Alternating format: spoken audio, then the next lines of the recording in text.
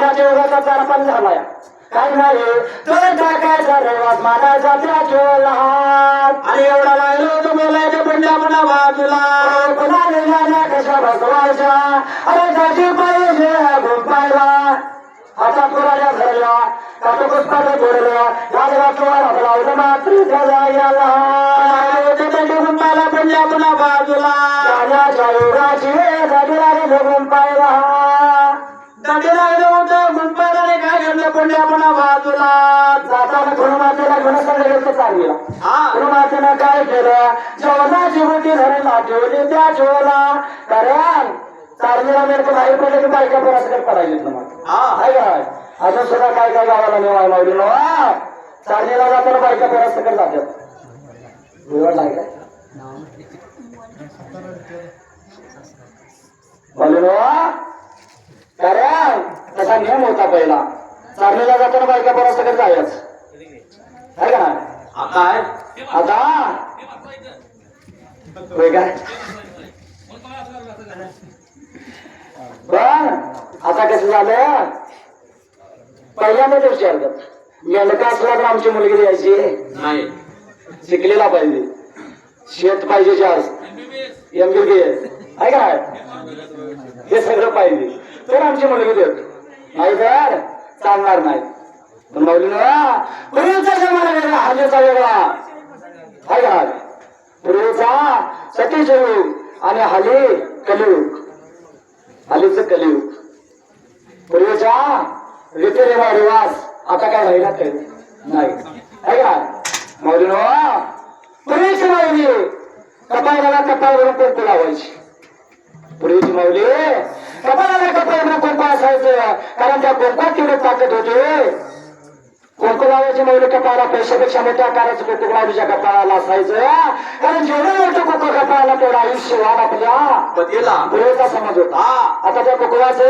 नाही नाव झाले आता काय आलं टिकली टिकली आहे का पूर्वीची माऊली माऊलीला कुंकू कपाळाला लावायचे 100 वर्ष 110 वर्ष म्हातारे जागा सोडायचं नाही जा म्हणलं तर जायच नव्हतं हे का नाही आणि आता त्या टिकलीमुळे 40 झालं म्हणलं की चला गोजा बोलला त्याच्यामुळं त्या टिकलीमुळं माऊली पूर्वीची माऊली डोंगरला पदर कधी खाली खांद्यावर पडू देत नव्हती अजून त्या 2 माऊल्यांच्या तर दिसते पण आहे का ना पूर्वीची माऊली डोंगरला पदर कधी खाली खांद्यावर येत नव्हता आणि आता घेतच नाहीत काय घेतात घ्या वजवते वजन होते काय वजन आहे बाबा आता फॅशनेबल युग आहे सुशक युग आहे आता साईट पेन आली त्यामुळे डोळ्याला घ्यायचा विषयच नाही आहे का नाही पडत पण नाही आहे का नाही साईट पेन आली काय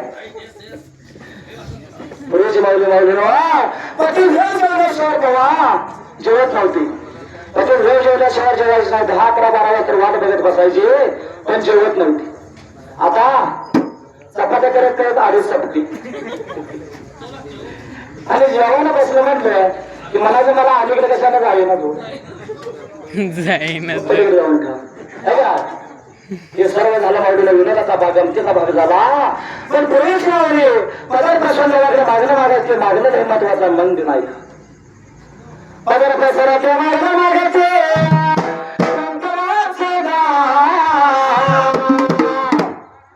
पदर प्रसराचे मागणं मागायचे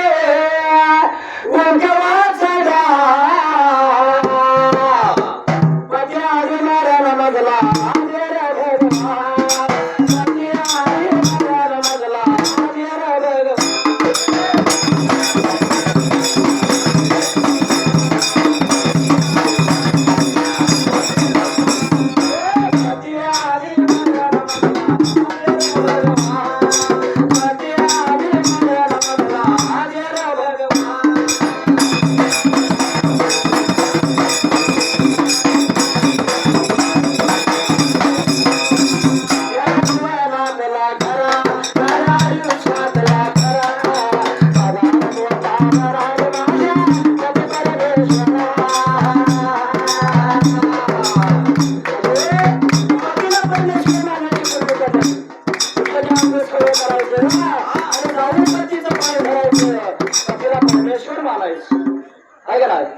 आणि आता त्याच्या उलट झालं पत्नी पत्नीला परमेश्वर मानायची बारी आली. हा आता तुम्ही म्हणाल का, कारण आता पत्नीच्या अंगात येतं साध्य असला आणि पती जाऊन त्याचं पाय धरतो, देवा चुकलं असलं तर माझ्या पदरात घाल.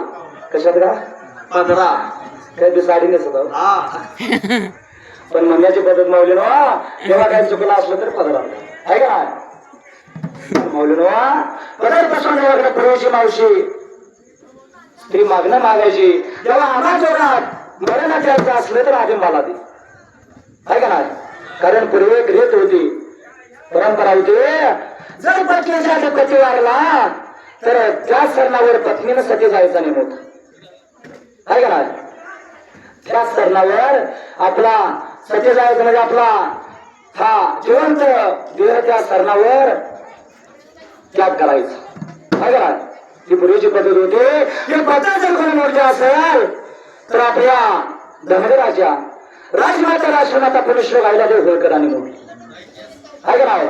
सगळ्यात जास्त स्त्री जातीवर उपकार असतील कोणाचा तर मौलीनो त्या अहिल्यादेवी होळकरांचा आहे. स्त्री जातीनं कुठल्याही देवाला पाया पडू नका, कुठल्याही देवाचं दर्शन करू नका, काही फरक पडत नाही. पण प्रत्येक स्त्रीनं अहिल्यादेवींचा फोटो घरात लावावा आणि रोज उठून त्या देवीचं दर्शन घ्यावं. एवढे उपकार त्या अहिल्यादेवीचं त्या स्त्री जातीवर आहे. बदर बसरते मागणं मागते कोणत्या वाचता आधी मरण मजला आधी भगवान आधी मरण मजला आधी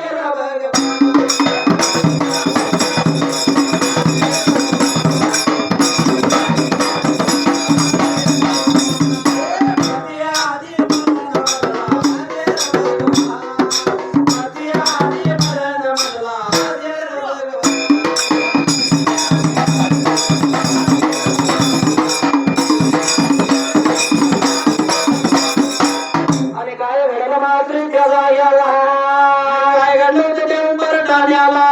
दिवस लागले काढायला जिथं वस्ती टाकतील तिथं ते सगळी सोय करायची. सोय करायचं म्हणजे काय, तेव्हा त्या पाहिजे गुंपा बांधायची, भुयार काढायचं, थापशी लावायची, जाण्यासाठी झाली गुंपायची. उंबरठ्याला सुद्धा ते केलं त्या जीवाला. आणि जडी लागली होती गुंपाला त्या उंबरठ्याला. गावात कापलं गुंपा बांधली, भुयार काढलं, थापशी लावली. गावात कापड गुंपा बांधले म्हणजे खंडमातीची सोय केली. भुयार काढलं म्हणजे त्या झाले सुतीच्या दरबारातले त्या जीवाला. काय लागली होती बोलाय पडल्या पुन्हा बाजूला. जाण्यासाठी गुंपायचं नेम पात्राचा भलाचा नला.